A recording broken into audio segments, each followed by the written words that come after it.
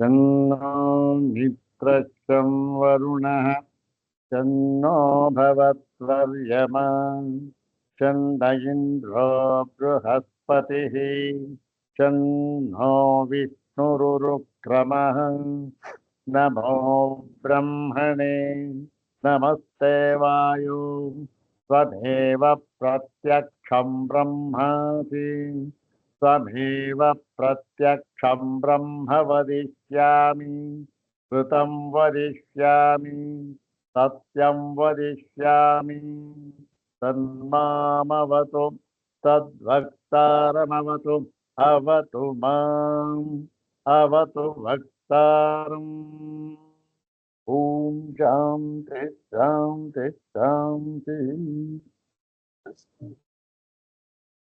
अथ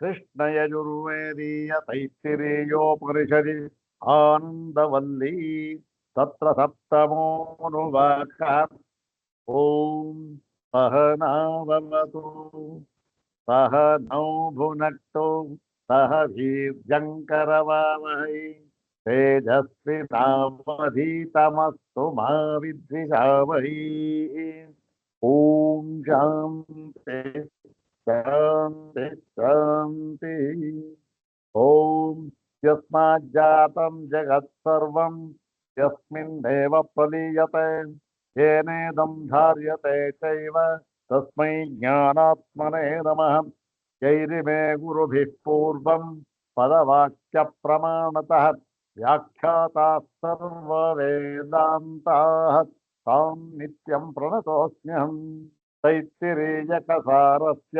मयाचार्यप्रसादतः विस्पष्टार्थरुचीनां हि व्याख्येयं सम्प्रणीयते ॐ सत्यं ज्ञानमनन्तमेकममलं सत्सान्धकारं परं निर्द्वैतं हृदि पद्ममध्यनिलयं निःशेषधीसाक्षिणम् वेदान्तोपरिविष्टबोधविषयं प्रत्यक्षतया योगिनां भक्त्या प्रणिपत्य वेदशिरसो वक्ष्यामि सद्वात्तिकम् यस्येदं सकलामलेन्दुकिरणप्रच्छैर्यशो रश्मिभिः व्याप्तं यश्च कृपालुता परमशश्चक्रे हितं दुःखिनाम् यद्वाणी कुलिशावरुग्धमतयः पेतुर्दिशस्तार्किकाः भक्त्या पूज्यतमं प्रणम्यतमहं तद्भाष्यनीतौ यते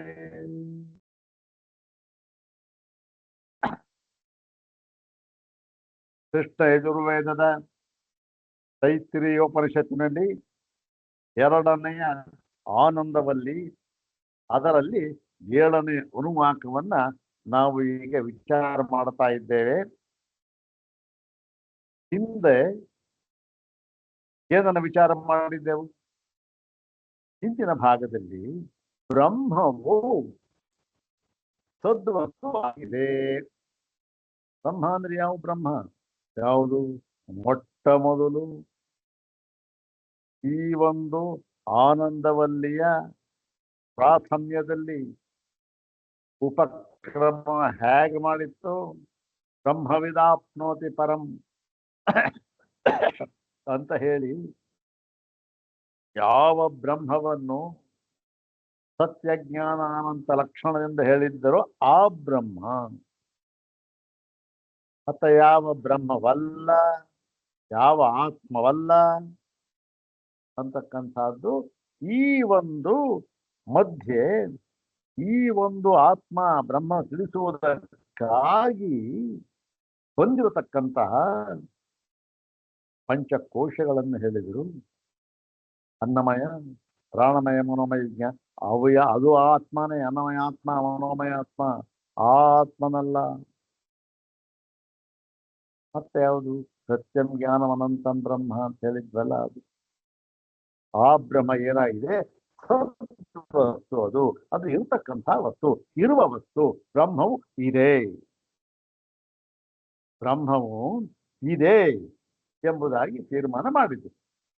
ಅದಕ್ಕಾಗಿ ಅವರು ಒಂದು 3 ಕಾರಣವನ್ನ ಹಿಂದೆ ಕೊಟ್ಟಿದ್ರು. ಅದನ್ನು ನಾವು ಹಿಂದೆ ನೋಡಿದ್ವು.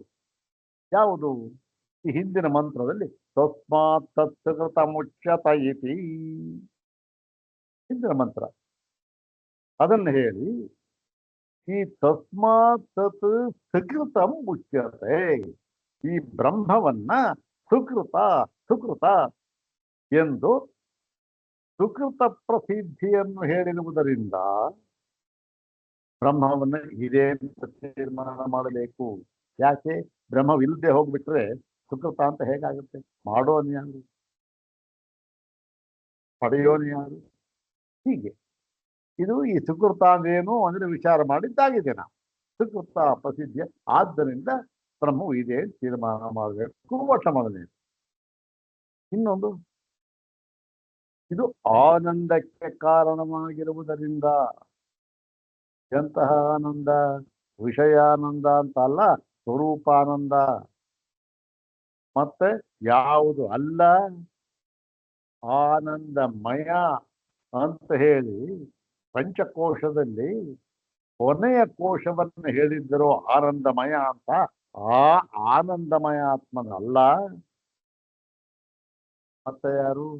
ಆನಂದಮಯ ಆತ್ಮನಿಗೂ ಕೂಡ ಕಾರಣನಾಗಿರತಕ್ಕಂತಹ ಮಯ, ಯಾವ ಮಯ ಹೇಳುವುದು ಇಲ್ಲ, ಕೇವಲ ಆನಂದ.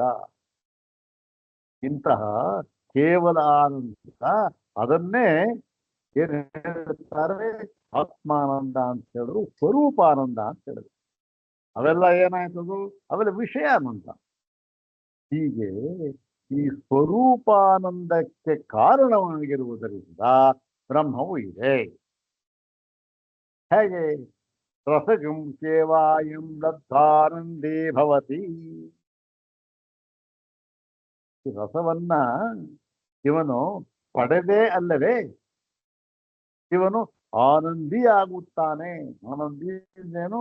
ಆನಂದವನ್ನು ಪಡೆದವನಾಗುತ್ತಾನೆ, ಆನಂದವುಳ್ಳವನಾಗುತ್ತಾನೆ ಅಂತ ಹೇಳಿದೆ. ಹಾಗೆ ಇದು ಆನಂದಕ್ಕೆ, ಸ್ವರೂಪಾನಂದಕ್ಕೆ ಒಂದು ಸಾರಿ ಈ ಬ್ರಹ್ಮವನ್ನು ತಿಳಿಯಿತು ಅಂದ್ರೆ ಆಯ್ತು. ಏನಾಯ್ತು? ಅವನು ಸ್ವರೂಪದಲ್ಲಿ ನೆಲೆ ನಿಲ್ತಾನೆ. ಆ ಸ್ವರೂಪ ಹೇಗಿದೆ? ಆನಂದ ಸ್ವರೂಪ, ಆನಂದ ಅಷ್ಟೇ. ಹೀಗೆ ಇದಕ್ಕೆ ಕಾರಣವಾಗಿರುವುದರಿಂದ ಈ ಬ್ರಹ್ಮವು ಇದೆ. ಎರಡನೇ ಮತ್ತೇನು ಅಂತಂದ್ರೆ, ಈ ಒಂದು ಪ್ರಾಣಿ ವರ್ಗದ ಏನೇನು ಪ್ರಾಣಿ ಚರಾಚರ ಜೀವನ ಎಲ್ಲದಕ್ಕೂ ಕೂಡ ಎಲ್ಲ ಪ್ರಾಣಿ ವರ್ಗದ ಸಮಸ್ತ ಪ್ರವೃತ್ತಿಗೂ ಕಾರಣವಾಗಿರುವುದರಿಂದ ಎಲ್ಲ ಪ್ರವೃತ್ತಿಗೂ ಕೂಡ ಇದೇ ಕಾರಣ. ಆದ್ದರಿಂದ ಏನಾಗಿದೆ? ಆದ್ದರಿಂದ ಬ್ರಹ್ಮ ಇದೆ. ಯಾಕೆ? ಪ್ರವೃತ್ತಿಯ ಕಾರಣ, ಪ್ರವೃತ್ತಿಯೇ ಪ್ರಚೋದಕ. ಇದಿಲ್ಲದೆ ಇದ್ರೆ ಪ್ರವೃತ್ತಿಯೇ ಇಲ್ಲ. ಪ್ರವೃತ್ತಿ ಇದೆ, ಆದ್ದರಿಂದ ಬ್ರಹ್ಮವು ಇದೆ. ಬ್ರಹ್ಮವು ಇಲ್ಲ ಅಂದ್ರೆ ಪ್ರವೃತ್ತಿ ಇಲ್ಲ. ಪ್ರವೃತ್ತಿ ಇಲ್ಲ ಅಂತಕ್ಕಂಥದ್ದು ಇಲ್ಲ. ಯಾಕೆ? ಒಂದು ಜೀವಿಗೆ ಪ್ರವೃತ್ತಿ ಅಂತಕ್ಕಂಥ ಇದ್ದೇ ಇರುತ್ತೆ. ಆದ್ದರಿಂದ ಬ್ರಹ್ಮವನ್ನು ಇದೆ ಅಂತ ತಿಳಿಯಬೇಕು ಅಂತ ಹೇಳಿ ಕೋಶ್ಯೇವಾನ್ಯಾತ್ ಪ್ರಾಣ್ಯಾತ್ ಅಂತ ಹೇಳಿದ್ರು. ಇಷ್ಟೂ ಕೂಡ ಹಿಂದೆ ಕಾರಣವನ್ನ ಕೊಟ್ಟು ಬ್ರಹ್ಮವನ್ನ ಇದೆ ಎಂಬುದಾಗಿ ತೀರ್ಮಾನ ಮಾಡಿದ್ದಾಯಿತು. ಈಗ ಪ್ರಕೃತ ಈ 7ನೇ ಅನುವಾಕದಲ್ಲಿ ಇದು 4ನೇ ಮಂತ್ರ. ಇದು ಸ್ವಾಮಿಪಾದರವರ ವಿಭಾಗ ಕ್ರಮ. 4ನೇ ಮಂತ್ರ 3 ಮಂತ್ರಗಳಿಂದ 3 ಹೇಳಿದ್ದಾಯ್ತು. ಇದು 3 ಕಾರಣವನ್ನ, ಬ್ರಹ್ಮವು ಇದೆ ಎನ್ನುವುದಕ್ಕೆ 3 ಕಾರಣ 3 ಮಂತ್ರ ಹೇಳಿದ್ದಾಯ್ತು. ಈಗ 4ನೇದಾಗಿ ಅದನ್ನೇ ಏನಿಲ್ಲ ಅದನ್ನೇ ಮುಂದುವರೆಸಿ ಹೇಳ್ತಾ ಇದ್ದಾರೆ. ಯಾವುದನ್ನ? ಬ್ರಹ್ಮವು ಇದೆ ಎನ್ನುವುದಕ್ಕಾಗಿ ಈಗ 4ನೇ ಒಂದು ಕಾರಣವನ್ನ ಕೊಡ್ತಾ ಇದ್ದಾರೆ. ಬಹು ಮುಖ್ಯವಾದ ರಸಗಂ ಸೇವಾಯಂ ಲಬ್ಧಾನಂದೇ ಭವತಿ ಅಂತ ಹೇಳಿ ಅವನು ಸ್ವರೂಪಾನಂದ ಆನಂದವನ್ನು ಪಡೆಯುತ್ತಾನೆ ಅಂತ ಹೇಳಿದ್ರು. ಅದು ಮುಖ್ಯ ಆನಂದ ಸ್ವರೂಪ. ಇದು ಕೂಡ ಅದಕ್ಕಿಂತಲೂ ಮುಕ್ತವಾದ ಏನಿದು ಅಂತಂದ್ರೆ ಇಲ್ಲಿ ಇವನು ಏನು ಪಡೆಯುತ್ತಾನೆ, ಇವನಿಗೆ ಅಭಯ ಪ್ರಾಪ್ತಿಯಾಗುತ್ತದೆ. ಅಂದ್ರೇನು? ಯಾವ ಭಯವೂ ಇಲ್ಲದವನಾಗುತ್ತಾನೆ. ಯಾವ ಭಯವೂ ಇಲ್ಲದವನಾಗುತ್ತಾನೆ ಅಂತಂದ್ರು ಒಂದೇ, ಎಲ್ಲ ದ್ವೈತ ಭಾವದಿಂದಲೂ ಕೂಡ ಇವನು ಹಿಂದಕ್ಕೆ ಬಂದಿದ್ದಾರೆ ಅಂದ್ರು ಒಂದೇ. ಯಾಕೆ? ದ್ವೈತ ಭಾವ ಇದ್ರೆ ಭಯ. ಹೋಗ್ತಾನೆ. ದ್ವೈತ ಎಲ್ಲಿದೆಯೋ ಇನ್ನೊಬ್ಬ ಇದ್ದಾನೆ ಅಂದ್ರೆ ಭಯ. ಯಾರು ಇಲ್ವೇ ಇಲ್ಲ, ಒಬ್ಬನಿಂದ ಯಾತ್ರೆ ಭಯ. ಮತ್ತೆ ಯಾತಕ್ಕೆ ಭಯ? ಯಾವ ಅಂತಂದ್ರು ಒಂದೇ. ಮತ್ತೇನು? ಇವನು ಎಲ್ಲ ದ್ವೈತದಿಂದ ನಿವೃತ್ತನಾಗುತ್ತಾನೆ ಅಂತಂದ್ರು ಒಂದೇ. ಈ ಮಂತ್ರ ಇದು, ಅದನ್ನು ಹೇಳ್ತಕ್ಕಂಥ ಮಂತ್ರ. ಈ ಕಾರಣದಿಂದಲೂ ಕೂಡ ಇದು ಒಂದೇ ಅಲ್ಲ, ಇನ್ನು 4-5 ಕಾರಣ ಹೇಳ್ತಾರೆ ಇದೇ ಮಂತ್ರದಲ್ಲಿ. ಅದನ್ನ ನೋಡೋಣ. ಅದು ಇವತ್ತಿನ ಭಾಗ. ಏನು?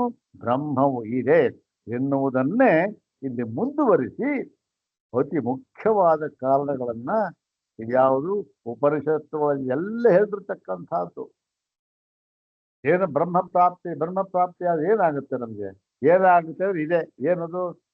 ಅಭಯ ಅಂತಕ್ಕಂಥದ್ದು. ಅದನ್ನ ಇಲ್ಲಿ ಹೇಳ್ತಾ ಇದ್ದಾರೆ. ಮಂತ್ರವನ್ನ 2 ಬಾರಿ ಪಾರಾಯಣ ಮಾಡೋಣ, ನಂತರ ಭಾಷಣ ನೋಡೋಣ. ಓಂ ಯದಾ ವೈಷ ಏತಸ್ಮಿನ್ನ ದೃಶ್ಯೇನಾತ್ಮೇ ನಿರುಕ್ತೆ ನಿಲಯನೆ ಭಯಂ ಪ್ರತಿಷ್ಠಾಂ ವಿಂದತೆ ಅಥ ಸೋ ಭಯಂ ಗತೋ ಭವತಿ. ಇನ್ನ ಒಂದೇ ಒಂದು ಬಾರಿ ಯಾವ ಪದ ವಿಭಾಗವನ್ನು ಮಾಡದೆ ಹೇಳಿದ್ರೆ ಉತ್ತಮ. ಅದೇನಾಗುತ್ತೆ ಹೇಳುವಾಗ ಸ್ವಲ್ಪ ಸರಿಯಾಗಿ ಹೇಳಬೇಕು. ಇದೇನಂತೆ? ಏತಸ್ಮಿನ್ನ ದೃಶ್ಯೇ ಅನಾತ್ಮೆ ಅಂತ, ಇದು ಅನಿರುಕ್ತೆ ಅಂತ. ಬಿಟ್ಬಿಟ್ರೆ ಒಂದೇ ಹೇಳಿದಾಗ ನಾತ್ಮೆ ನಿರುಕ್ತೆ ನಿಲಯನೆ ಅಂತ ಆಗ್ಬಿಡುತ್ತೆ. ಹಾಗಲ್ಲ, ಬಿಡಿಸಿ ಹೇಳುವಾಗ ಏನು?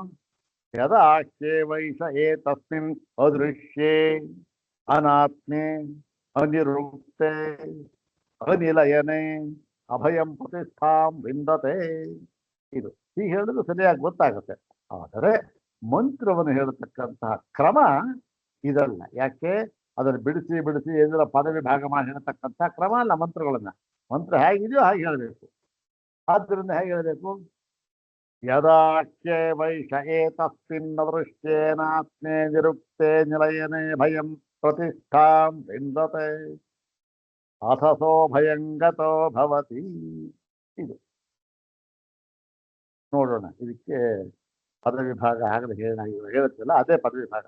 ಯದಾ ಹಿ ಏವ ಏಷಃ ಏತಸ್ಮಿನ್, ಮುಂದಿರದೆಲ್ಲ ವಿಭಾಗ ಹೇಳಿದ್ರೆ ಅದು ಅದೃಶ್ಯೆ ಅನಾತ್ಮೆ ಅನಿರುಕ್ತೆ ಅನಿಲಯನೆ ಅಭಯಂ ಪ್ರತಿಷ್ಠಾಂ ವಿಂದತೆ ಅಥ ಸಹ ಅಭಯಂ ಗತಃ ಭವತಿ. ವಿಭಾಗ ಕ್ರಮ ಇದೆ. ಅಂದ್ರೆ ಕ್ರಮ ಸುಲಭ ಇದೆ. ಅದನ್ನು ನೋಡಿ. ಏನಿದೆ ಅರ್ಥ?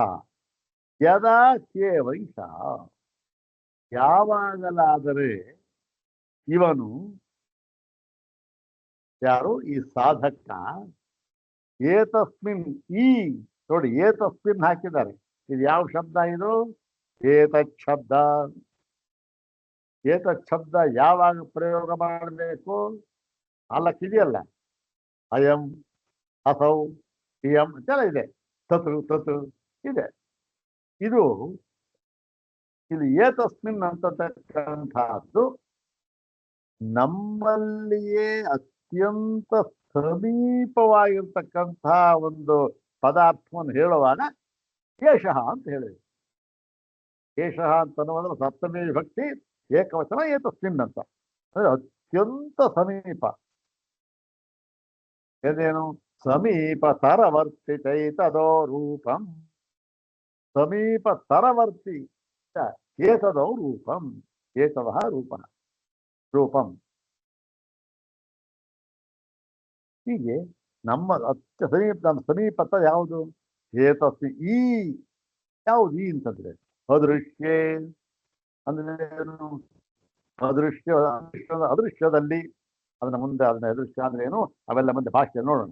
ಅದೃಶ್ಯದಲ್ಲಿ ಅನಾತ್ಮ್ಯದಲ್ಲಿ ಇರಕ್ಕೆ ಅನಿರುಕ್ತದಲ್ಲಿ ಮತ್ತೇನು ಅನಿಲಯನದಲ್ಲಿ ಏನಾಗ್ತಾನೆ ಅಭಯಂ ಪ್ರತಿಷ್ಠಾಂ ವಿಂದತೆ.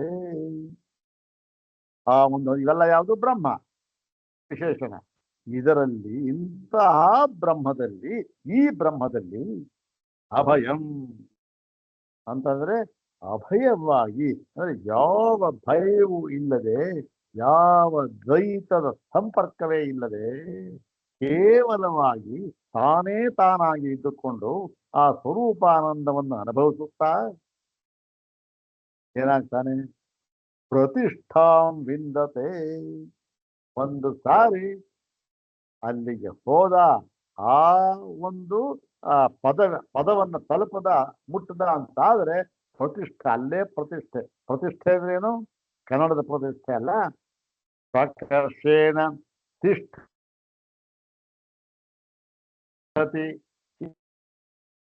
ಆ ಗತಿ ನಿವೃತ್ತ ಅಂದ್ರೆ ಅಲ್ಲೇ ನೆಲೆ ನಿಂತು ಬಿಡುತ್ತಾನೆ ಅಂದ್ರೇನು ಪುನಃ ಹಿಂದಕ್ಕೆ ವಾಪಸ್ಸು ಬರುವುದಿಲ್ಲ. ಯಾವುದಕ್ಕೆ ವಾಪಸ್ಸು ಬರುವುದಿಲ್ಲ? ಅಭಯವನ್ನು ಪಡೆದ ಅಥಸೋಭಯಂಗತೋ ಭವತಿ ಅಂತ ಹೇಳ್ತಾರೆ.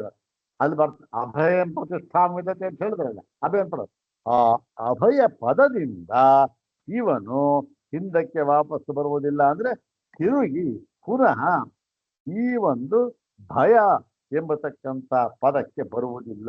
ಭಯ ಎಂಬ ಪದ ಅಂದ್ರೆ ಒಂದೇ, ದ್ವೈತ ಅಂದ್ರೆ ಒಂದೇ, ಸಂಸಾರ ಅಂದ್ರೆ ಒಂದೇ. ಪುನಃ ಇವನು ಸಂಸಾರಕ್ಕೆ ಬರುವುದಿಲ್ಲ. ಮತ್ತೆ ಅಥಸೋ ಭಯಂಗತೋ ಭವತಿ. ಅಥ ಅಂದ್ರೆ ಇನ್ನೊಂದ್ರೆ ಆಗ ಆ ಕ್ಷಣದಲ್ಲಿ ಯಾವಾಗಲ್ಲ ಒಂದು ಪಡಿತಾನ ಆಗ ಅಭಯಂಗತೋ ಭವತಿ. ಆ ಒಂದು ಅಭಯ ಸ್ವರೂಪವನ್ನು ಹೊಂದಿದವನಾಗಿ ಬಿಡುತ್ತಾನೆ. ನೋಡಿ ಮಂತ್ರ ಎಷ್ಟು ಚೆನ್ನಾಗಿ ಇದ್ರು. ಇವಾಗ ಇದು ಮಂತ್ರಕ್ಕೆ ಅರ್ಥ ಆಯ್ತು. ಈಗ ಅದೃಷ್ಟಿ ಅಂದ್ರೇನು, ಅನಾತ್ಮ ಅಂದ್ರೇನು, ಇವೆಲ್ಲ ಕೇಳಬೇಕು ಭಾಷೆ. ನಮಗ್ ಗೊತ್ತಿದೆ ಅದೃಶ್ಯ ಅಂತಂದ್ರೆ ದೃಶ್ಯವಲ್ಲದ್ದು. ಇಷ್ಟೇನಾ? ಇಲ್ಲ ಇನ್ನೇನಾದ್ರು ಇದೆಯಾ? ಅದು ಭಾಷೆ ನೋಡಿ ನೋಡೋಣ. ಭಾಷೆನ 190ನೇ ಭಾಷೆವಾಗಿ ಈ ಪುಸ್ತಕದಲ್ಲಿ ಯದಾ ಹಿ ಏವ ಯಸ್ಮಾತ್ ಏಷಃ ಸಾಧಕಃ ಏತಸ್ಮಿನ್ ಬ್ರಹ್ಮಣಿ. ಯಾವಾಗಲಾದರೆ ಯಸ್ಮಾತ್ ಯಾವ ಕಾರಣದಿಂದ ಏಷಃ ಸಾಧಕ ಈ ಸಾಧಕನು, ಇವನು ಸಾಧಕ ಮುಮುಕ್ಷು, ಇವನು ಏನು ಏತಸ್ಮಿನ್ ಬ್ರಹ್ಮಣಿ ಈ ಬ್ರಹ್ಮದಲ್ಲಿ, ಏತಸ್ಮಿನ್ ಅತ್ಯಂತ ಸಮೀಪ ಅಂದ್ರೆ ತನ್ನ ಸ್ವರೂಪವೇ ಆಗಿರತಕ್ಕಂತಹ ಬ್ರಹ್ಮದಲ್ಲಿ ಅಂತ ಅರ್ಥ.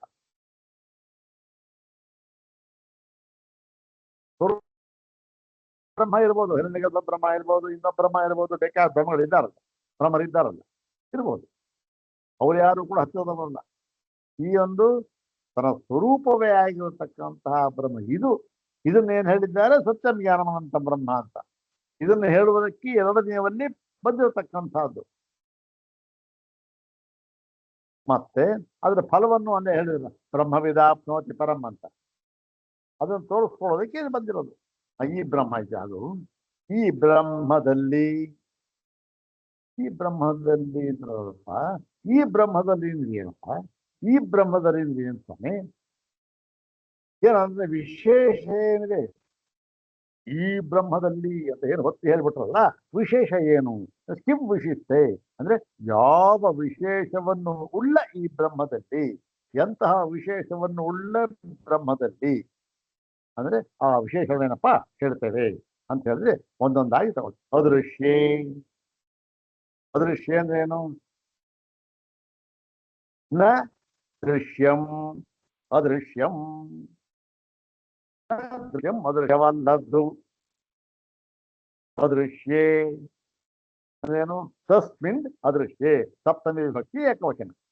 ಅಂದ್ರೆ ದೃಶ್ಯವಲ್ಲದರಲ್ಲಿ. ಏನು ದೃಶ್ಯವಲ್ಲದರಲ್ಲಿ ಏನು? ದೃಶ್ಯ ಅಂದ್ರೆ ನಾವು ನೋಡ್ತೀವಲ್ಲ, ನಾವು ನೋಡ್ತಾ ಇರ್ತಕ್ಕಂಥ ವಸ್ತು ಯಾವುದಕ್ಕೆ ನಮ್ಮ ಯಾವುದು ನೋಟ ಅಂತ ಕಣ್ಣು ಅಂತ ಹೇಳಿದೆಯಲ್ಲ, ಅದಕ್ಕೆ ವಿಷಯವಾಗಿರ್ತಕ್ಕಂಥದ್ದು ದೃಶ್ಯ ಅಂದ್ರೆ. ಅಂದ್ರೆ ಅದಕ್ಕೆ ಹೇಳ್ತಾ ಇದ್ದಾರೆ, ದೃಶ್ಯಂ ನಾಮ ದ್ರಷ್ಟವ್ಯಂ. ದೃಶ್ಯ ದೃಶ್ಯ ಅಂತ ಹೇಳಿದ್ರೆ ದ್ರಷ್ಟವ್ಯಂ ಅಂದ್ರೇನು? ಯಾವುದು ನೋಡಲ್ಪಡತಕ್ಕದ್ದು, ಅಂದ್ರೆ ನೋಡುವುದಕ್ಕೆ ತಕ್ಕದ್ದಾಗಿದೆಯೋ ಅದನ್ನು ದೃಶ್ಯ ಅಂತ ಹೆಸರು. ಅದಕ್ಕೆ ದೃಶ್ಯ ಅಂತ ಹೆಸರು. ನೋಡುವುದಕ್ಕೆ ತಕ್ಕದ್ದಾಗಿದೆ ಅದು. ಅಂದ್ರೆ ಏನು? ನಮ್ಮ ಕಣ್ಣಿಗೆ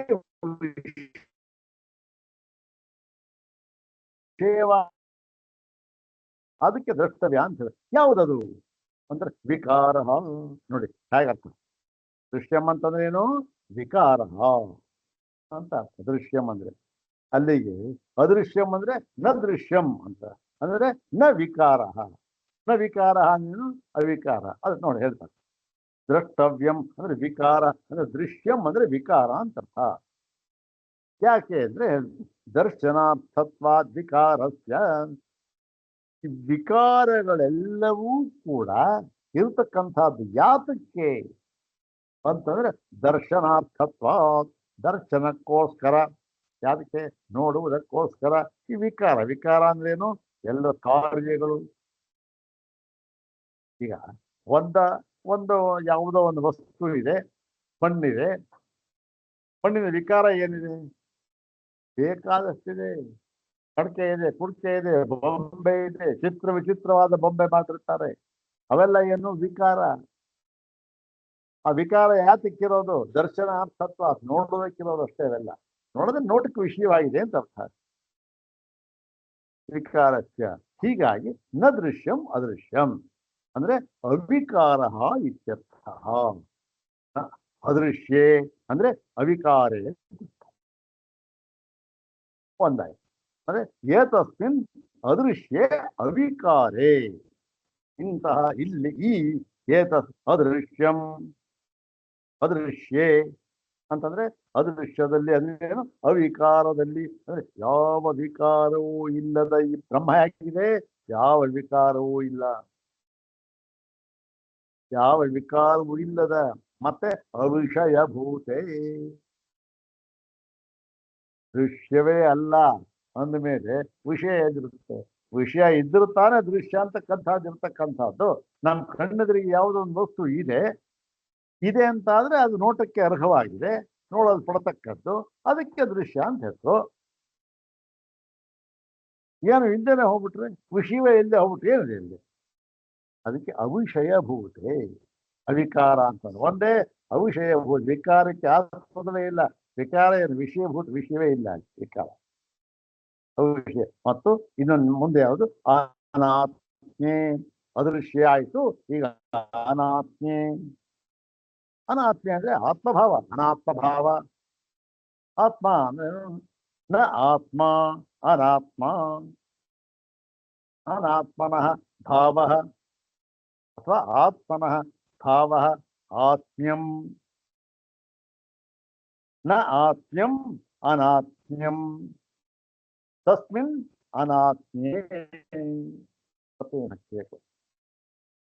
ಅನಾತ್ಮ್ಯ ಏನು ಅಂತಂದ್ರೆ ಆತ್ಮ ಇಲ್ಲೇ ಇದ್ದೇವನು ಅಂತ ಅರ್ಥ. ಇಲ್ಲ ಇಲ್ಲ. ಅನಾತ್ಮೆ ಅಂತಂದ್ರೆ ಅಶರೀರೇ. ಇದು ಆತ್ಮ ಅಂದ್ರೇನು ನೋಡಿ.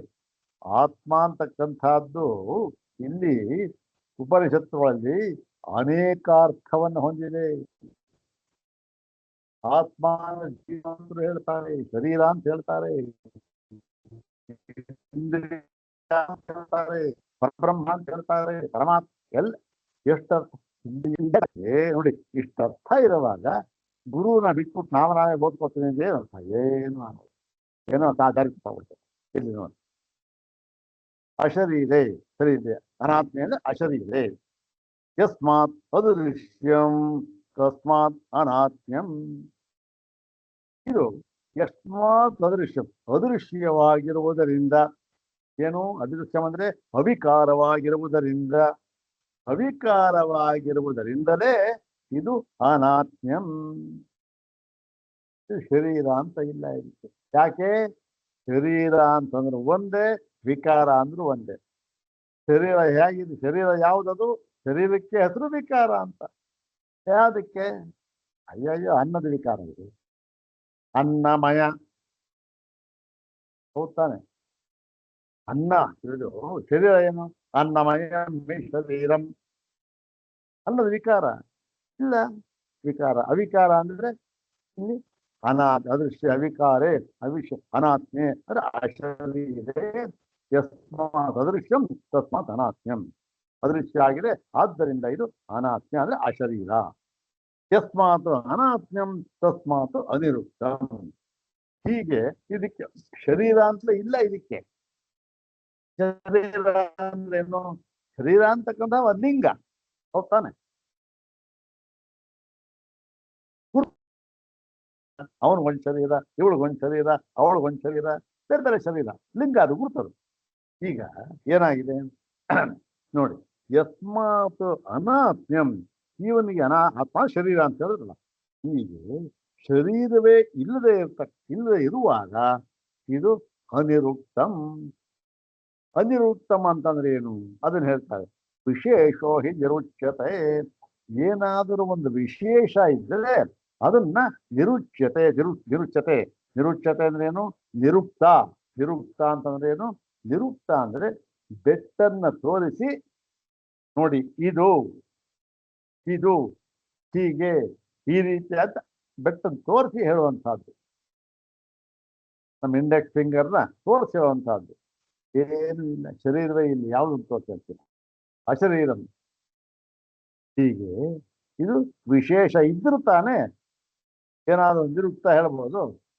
ವಿಶೇಷ ಇದ್ರೆ ಇವನು ಹೆಣ್ಣು ಅಂತೋ, ಗಂಡು ಅಂತೋ, ರಾಮ ಅಂತಲೋ, ಕೃಷ್ಣ ಅಂತಲೋ, ಅಥವಾ ಇದನ್ನ ಸಿಂಹ ಅಂತಲೋ ಹೇಳ್ಬಹುದು. ಶರೀರವೇ ಇಲ್ಲ, ಅದಕ್ಕೆ ನಿರುಚ್ಯತೆ. ಇದಕ್ಕೆ ಯಾವ ಹೀಗೆ ಅಂತ ನಿರ್ದೇಶ ಮಾಡಿ ಹೇಳುವುದಕ್ಕೆ ಆಗುವುದಿಲ್ಲ.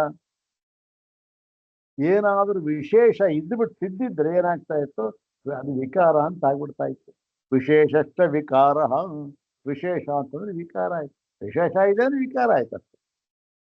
ವಿಶೇಷ ಇದೆ, ಓ ಮಣ್ಣಿದೆ, ಅದಕ್ಕೆ ಒಂದು ವಿಶೇಷ ಯಾವುದು? ಮಡಕೆ ಅಂದ್ರೆ ಏನು? ವಿಕಾರ ಇದೆ. ಮತ್ತು ಅವಿಕಾರಂಚ ಹೀಗೆ ಅನಿರುಕ್ತಂ ಅಂದ್ರೆ ಅವಿಕಾರಂಚ ಬ್ರಹ್ಮ. ಯಾವ ವಿಕಾರವೂ ಇರಬೇಕು. ಯಾಕೆ? ಯಾವ ವಿಕಾರವೂ ಬೇಕಾಷ್ಟು ವಸ್ತು ಬದಿಲ್ಲಪ್ಪ. ವಿಕಾರ್ಯ ಅಂದ್ರೆ ಇದು ಏನಾಗಿದೆ? ಸರ್ವ ವಿಕಾರ ಹೇತುತ್ವ. ಎಲ್ಲ ವಿಕಾರಕ್ಕೂ ಕೂಡ ಕಾರಣವಾಗಿರುವುದರಿಂದ. ಅಂದ್ರೆ ಏನು?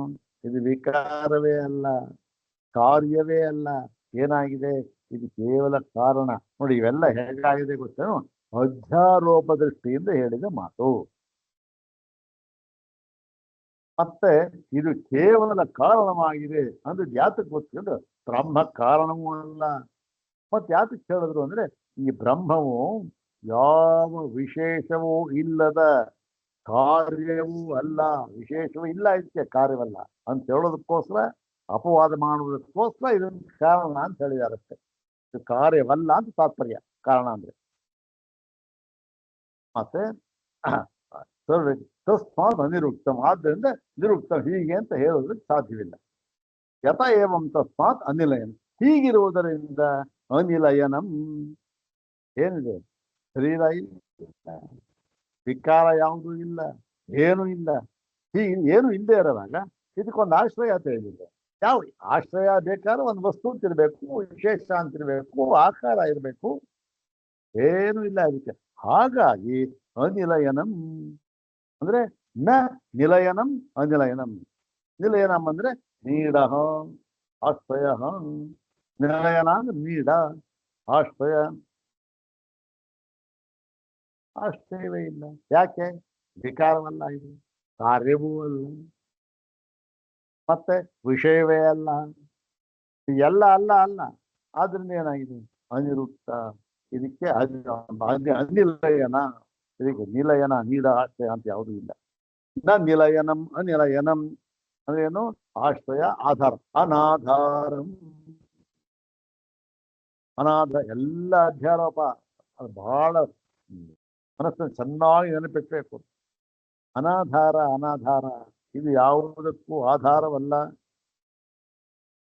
ಅಂದ್ರೇನು? ಇದು ಆಧಾರವಲ್ಲ ಅಂತ ಹೇಳಿದ್ದೇನಾಗಿದೆ ಅಂದ್ರೆ, ಯಾವ ದ್ವೈತ ವಸ್ತುಗಳಿಗೂ ಕೂಡ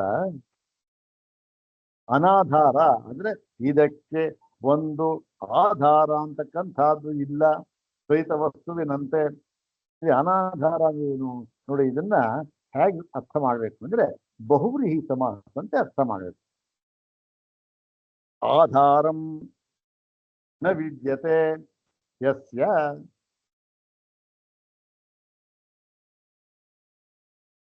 ಆಧಾರ ಅಂತ ಇರುವುದಿಲ್ಲವೋ ಅದಕ್ಕೆ ಹೆಸರಾಯಿತು ಅನಾಧಾರ.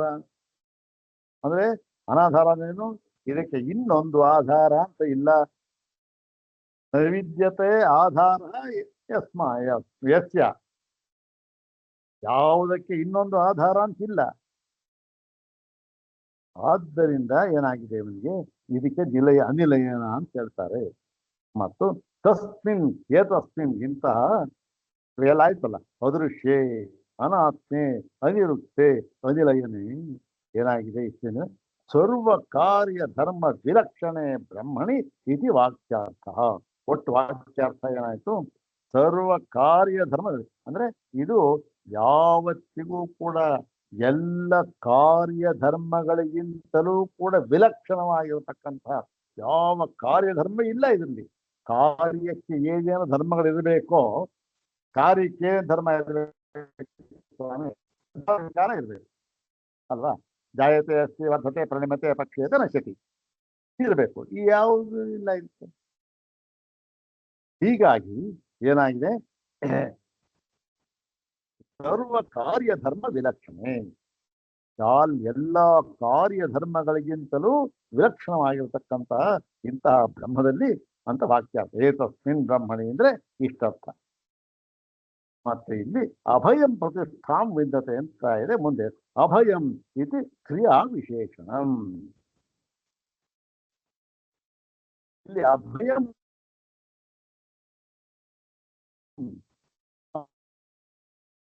ಈಗ ಈ ಅಭಯ ಅಂತಕ್ಕಂಥದ್ದು ಯಾವುದಕ್ಕೆ ವಿಶೇಷಣವಾಗಿ ಬಂದಿದೆ ಅಂದ್ರೆ ಕ್ರಿಯಾ ವಿಶೇಷಣ.